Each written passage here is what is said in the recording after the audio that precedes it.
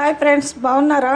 నేను చాలా బాగున్నానండి. మీరు కూడా చాలా బాగుండాలని ఆ భగవంతుని కోరుతున్నానండి. ఈరోజు నేను వెరైటీగా ఆలుగడ్డ పప్పు అండి.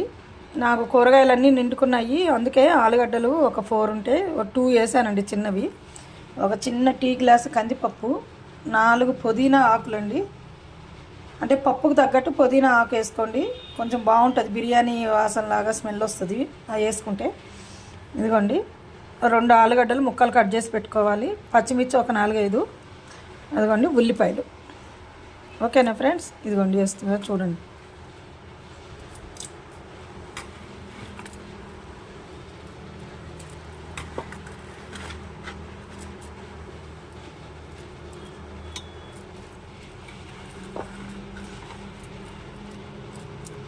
ఇలా వేసుకోవాలి ఫ్రెండ్స్.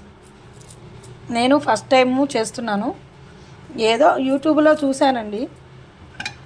కూరగాయలు లేనప్పుడు ఇలా కూడా చేసుకోవచ్చు అని ఆలోచించి ట్రై చేస్తున్నాను. నేనే బాగుంటుందని అనుకుంటున్నాను, చూద్దాం.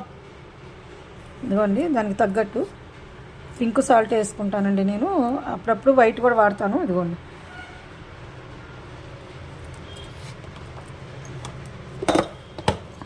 ఇదిగోండి కారం,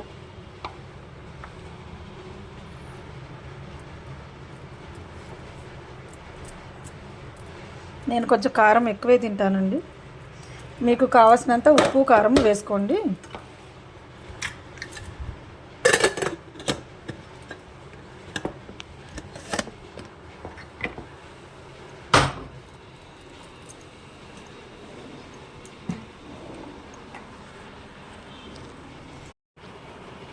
హాయ్ ఫ్రెండ్స్, ఇదిగోండి ఆలుగడ్డ పప్పు.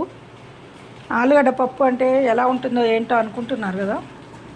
వెరైటీగా ఉంటుంది, కూరగాయలు లేవని చేస్తున్నానండి. చూడండి, తిని చూపిస్తాను. కాలుతుంది ఫ్రెండ్స్.